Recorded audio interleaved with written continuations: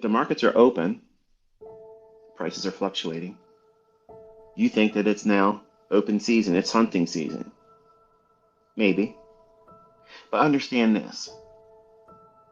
While you may adopt that mindset that it's open season for you to go out there and start seeking opportunities to be Elmer Fudd and have your little shotgun in hand, you want to go out there and chase Bugs Bunny, you want to go out there and chase Daffy Duck. Okay, and if you don't know who that is, it's in the States, they're cartoon characters. And everybody starts off at the beginning of the week. They're all out there like, yeah, man, let's go. I'm going to find me an opportunity. I'm going to take me something home. And because the markets are trading, there's opportunities to trade. And everybody has this idea of what makes the markets go up and down. You overexpose yourself to what you think is a plethora of opportunities 24/7. The only opportunity that exists in that mindset or that, well, reality is the market itself sees all of us as us being served up on a dish, like a plate for it to devour. See, the market can chew us up, ICT included. Can bite me, chew me up, and take from me. So I have to learn to avoid certain circumstances. Over the years, I've done that. I didn't do it quickly. I didn't try to get through it fast because I didn't understand that it was something that I would incur or have to go through. Because I was too limited in my understanding as a 20-year-old when I first started. The books didn't talk about these things. They just talked about following your setups, pushing your edge, trying to do more. Very little was ever spoken about doing the least. And if you think about it, it would be very hard to market that even today. You're going back to the 90s, 1990s for the folks that are millennial. My youngest son says, "Dad, you're from the 1900s." like it's like centuries ago.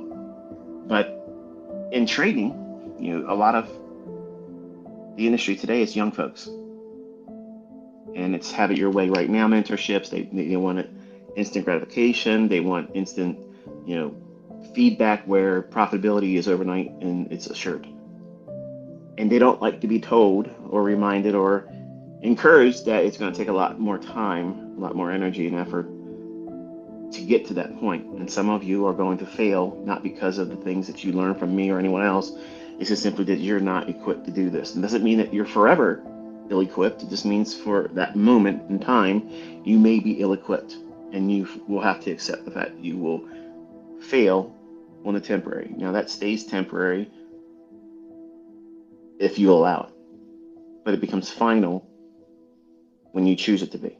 So taking breaks, calling it quitting, whatever, that's normal. I did that. I did it dozens of times as a young man. But overexposing yourself is constantly seeking opportunities and insisting that they're there, forcing them. And because you know that there's a likelihood, there's a potential for the market to create opportunities where it might be big moves this coming week. It might be big moves in this coming trading session. There might be large range expansion days.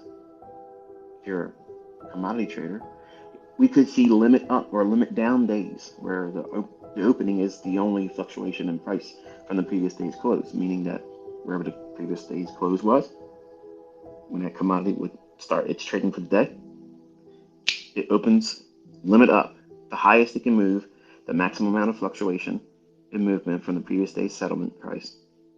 It's not allowed to go any higher. And it doesn't trade off that. It just stays there. So when you look at a chart, it just looks like a little hyphen, a little dash. The open and the close is the same price. That's a limit up move, and vice versa. When the market's going down and it's dramatically being repriced, not buying and selling pressure, and that's how you know it's a myth. Buying and selling pressure is a myth. That's not what causes prices to go up and down.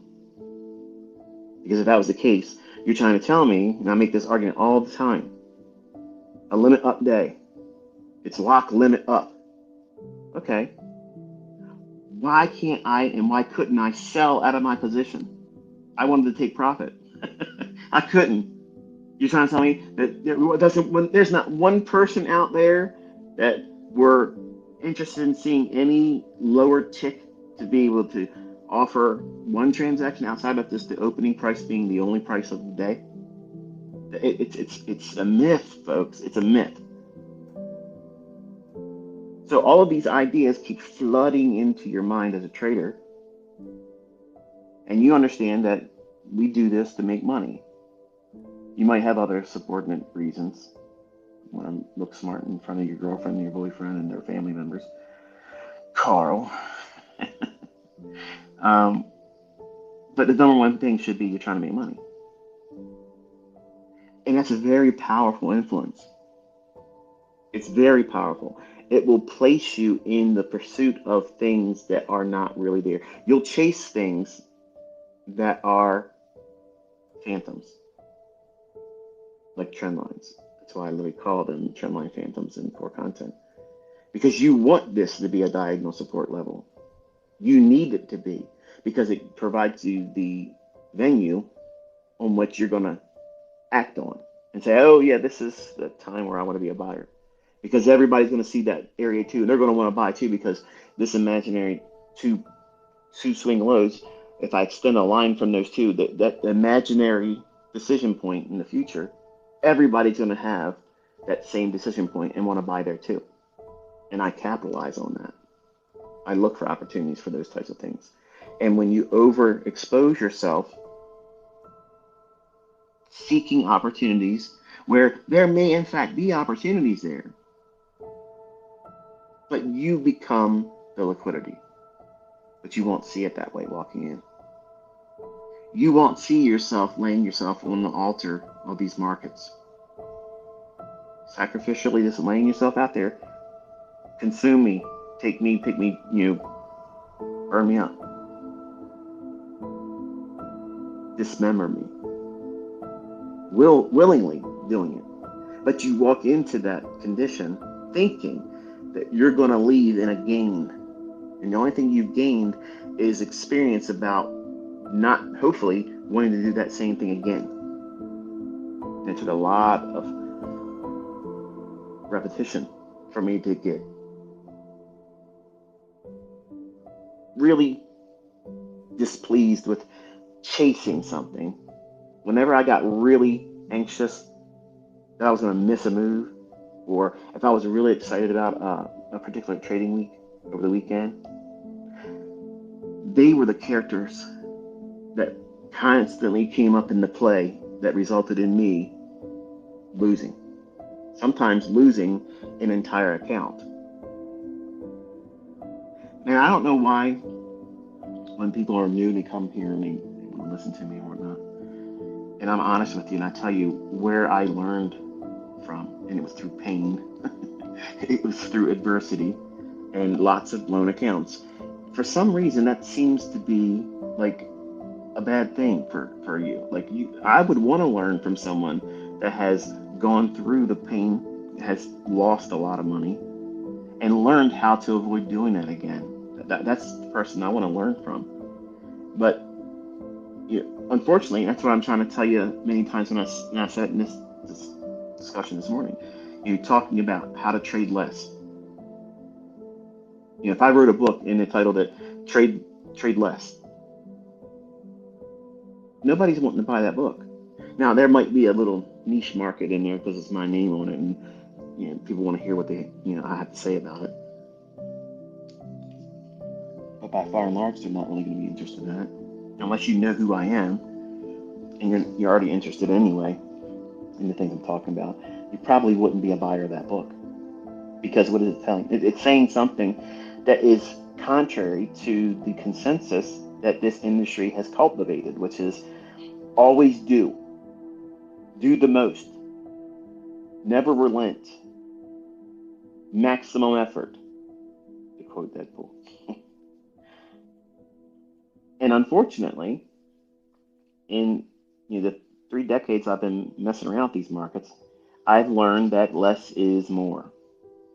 And I've also learned that I was prone to overexpose myself to risks that I didn't understand or could identify as risk because I was falling victim to the things that I purchased in terms of courses and books and people teaching this and that.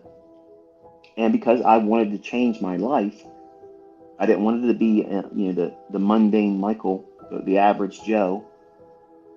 I was seeking and pursuing something that was bigger than just regular. I didn't want to be the regular guy. And everything that I picked up, I've always demanded it to be exceptional.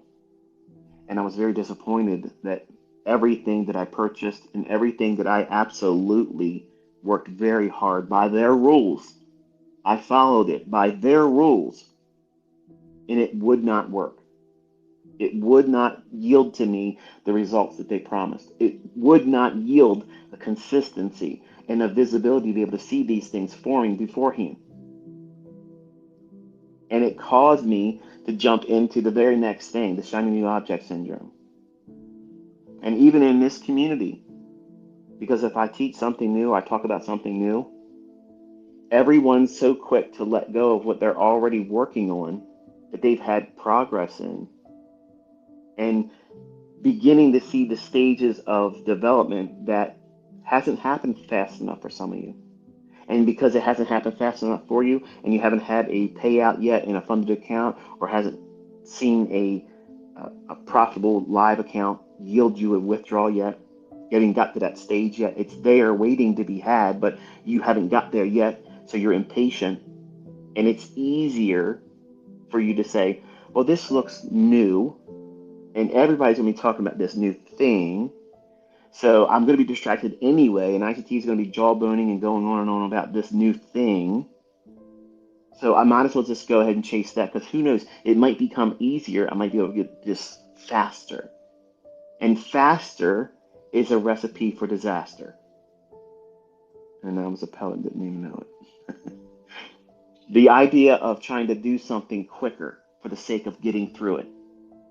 I want to get profitable. I want to get to a point where I can see the setups form real quick, looking at any time frame. The way you get to that level is constantly exposing yourself to back testing and watching live price action. You do not get it by overexposing yourself to risk. Because when you incur risk and you haven't learned how to do it properly yet, what is it? What is the subject matter I'm referring to when you haven't learned how to do it properly? Well, there's a number of things that encapsulate the it. It's number one, mastery of yourself, because you're never mastering the markets. I have not mastered the markets.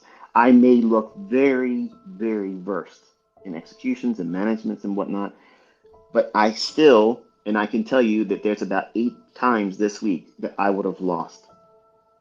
Whether it would have been a demo account, whether it would have been me calling it out in Twitter, if it would have been me doing it with a live account, I would have taken 8 losing trades this week. And it would have been no fault of my concepts. It would have been me trying to do something that I am, as a human being, prone to do. So when I say that, that's not a weakness, that's a strength. But because when I was a 20-year-old, I viewed it as a weakness. I viewed it as, I would lose on a trade, and I think, okay, this makes me poor as a trader in every sense of the word. I have less in the account if I had the account remaining, or I'm less inclined to chase the next setup because now I'm scared. I don't want to incur another loss because I didn't come from money. And when I would take a $300, $400, $500 loss, those hurt. That was a big portion of the account that I was working with. And it took a lot for me to get these couple $1,000s scraped up to refund an account, paying exorbitant amounts of fees and paying for all the little bells and whistles for the data and the software programs that I was trying to constantly build up, and working with a desktop. And I see these people talking about it in their little fake documentaries. For the record, again, because there are people out there that try to say I have multiple laptops and they're all sitting in front of me, and I'm buying in one account, going long, and going short in another. I have one laptop, folks. I have one tablet. I have 8 monitors that runs on one PC, one tower. Okay, and I facetiously mentioned, like a backhanded remark in the interview with Corbs. I said that my laptop died. Um, I had a Hewlett Packard. Okay, I had a desktop PC, and I had one computer with one big old monitor that literally is the size of a Yeti cooler.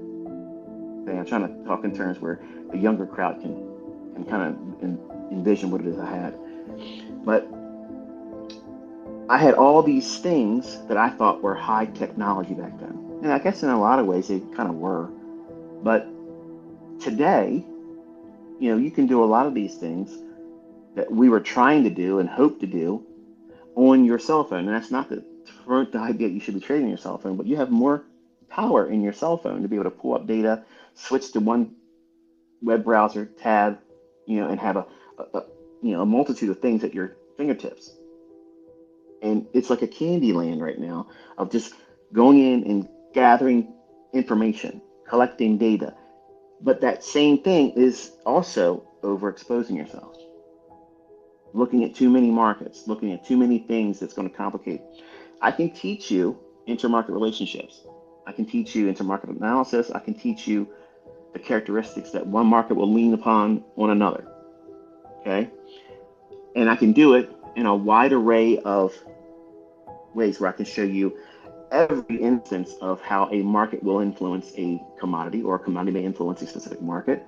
An interest rate will affect this market. But that interest rate, that bond reaction, 30-year, 10-year, or 5-year, isn't always going to be mark to market, meaning that it's not going to be instantaneously the opposite, or the effects of what you would expect in like SMT. There's a little bit of a delay that sometimes occurs with the interest rate markets, which makes it a little bit more complex to teach. And frankly, the way the world is right now, it's a market I would not want to touch either. Because remember, I said I was leaving Forex years ago. I haven't been touching it. I went back to futures trading. Now, my heart is in the bond market, but I also am aware that that risk is high in the interest rate market, because there could be a interest rate implosion, and it could happen instantly, and it could harm me. So what I'm doing is I'm focusing on a market that I trust, which is the index futures. I'm looking at a small universe of investment vehicles, meaning I'm only concerned about the S&P 500, the Dow 30, and the NASDAQ 100 composite index. That's it. I don't need the dollar index to trade any one of those. And to further simplify it, I don't trade the Dow. So what am I limiting it to? I'm looking at just the SPOOS market, which is S&P 500, and the NASDAQ composite index. And because I want to be in the market that's going to move faster, that's going to be exaggerated in its price swings, so what have I further done? I've reduced it down to just one market, referring to S&P like I would do what? The dollar index for a Forex pair if I was trading euro or cable. So I've simplified my observations in the marketplace. I've reduced my time in analysis. I could care less what all these other. I only do that because I'm teaching you, and I know there's a lot of interest in all the markets, and you all want me to do even more than that, and I don't have an interest or time to do it. But the things that I do in those respective markets, they're the same things I'm doing in any market I'm trading with, because it's not changing. The method is not constantly morphing into something new because I'm following another market or following another asset class. So overexposing is trying to do more than it's necessary, trying to find more setups than there really are there.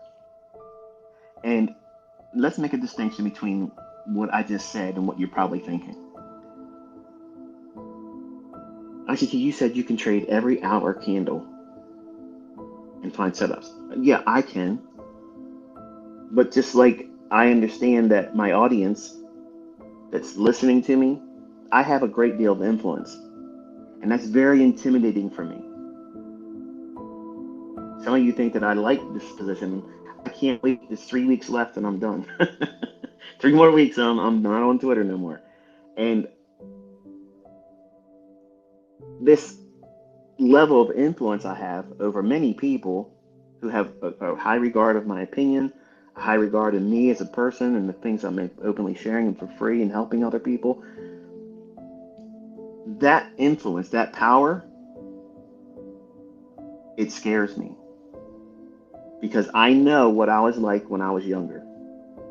And if I had Larry Williams constantly at a fingertip pushing a button, let me go see what Larry Williams is saying on his Twitter right now. At the moment, whatever musing that he had in his head at the time, if he's willing to share that, that would have been highly influential to me and me taking on monetary risk.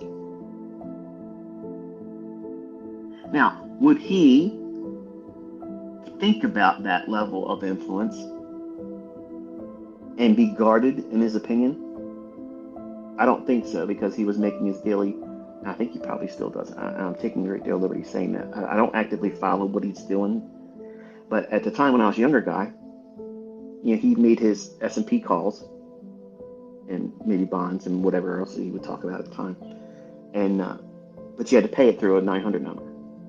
Okay, fine, whatever. But it was behind a paywall. I'm not behind a paywall.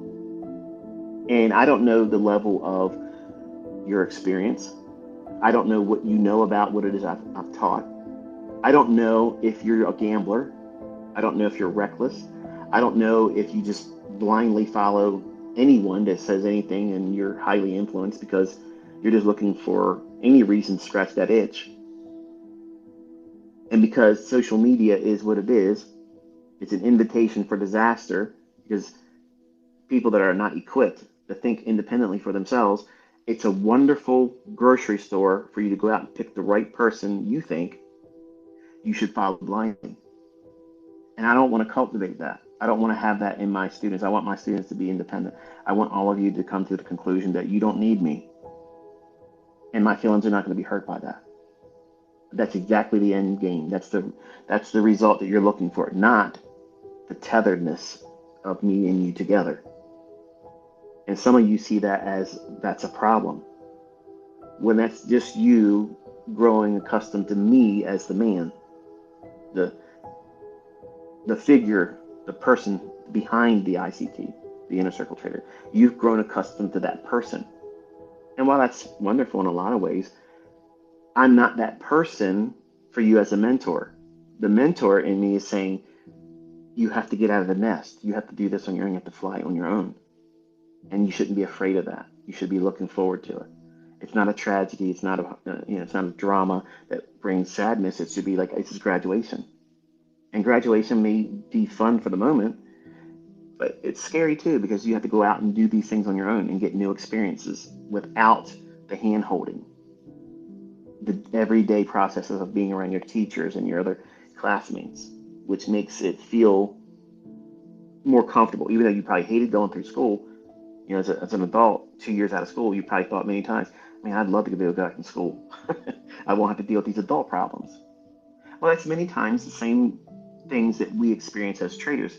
It feels fun when you start to learn something new, and your energy level is really high.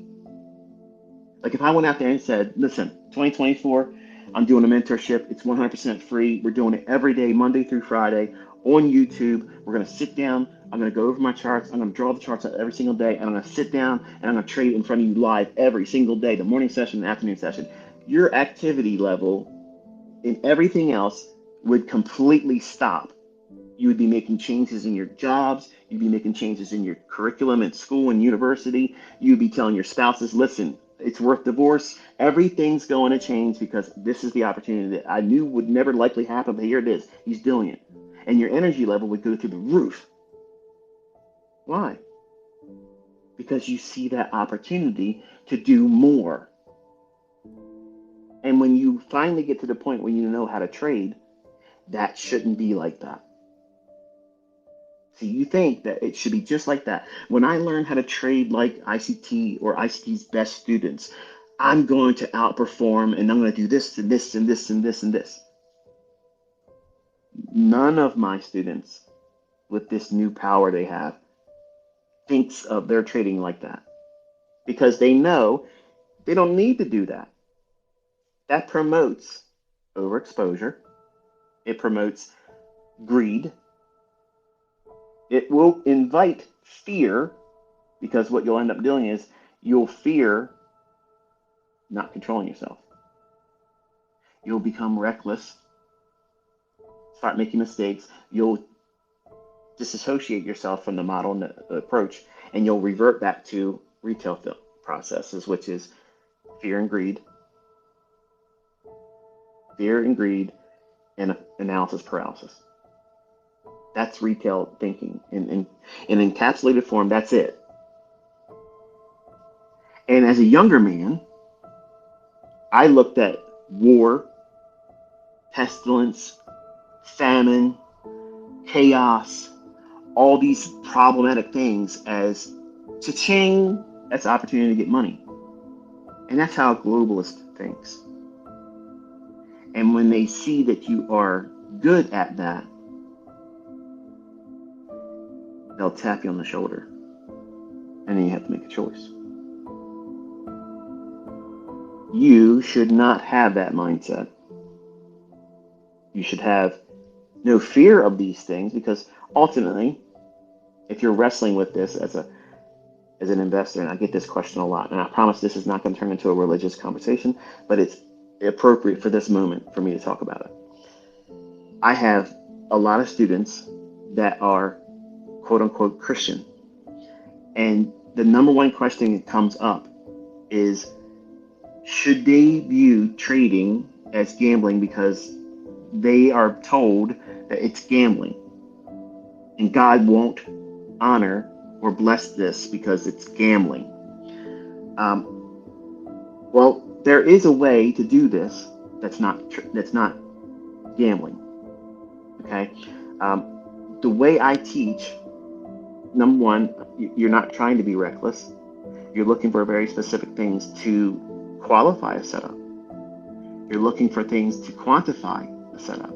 And also, I'm teaching you to do it with very little risk. Not over leverage. Not over leveraging. Do the least. Trade with a micro lot. $5 per handle in S&P, $2 per handle on the NASDAQ. That's very, very, very low in terms of the multiplier for a pip fluctuation, or not pip, but a 4 tick or 1 point or handle fluctuation in the respective averages. Now, if I say trade with 15 contracts and try to go for broke every single time, that's gambling. When I talk in Twitter spaces, I'm talking to you like someone that has been here before, has hurt himself, has learned from it, and has also helped other people avoid these same things, and they're profitable. Learning to do the things I tell them to do and avoid the things I tell them to avoid. That's how they got to where they're profitable. They're not reinventing the ICT wheel. They're not revamping something. They're not improving upon it. They're just applying sound logic, mastering themselves first. But trading can be gambling in the hands of someone that's out to prove something. Out to prove something. Vendetta trading. Revenge trading. What is that? That's emotional gambling.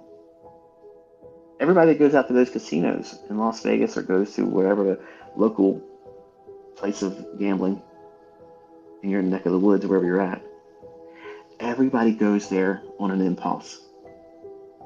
And anybody that says otherwise, they're liars.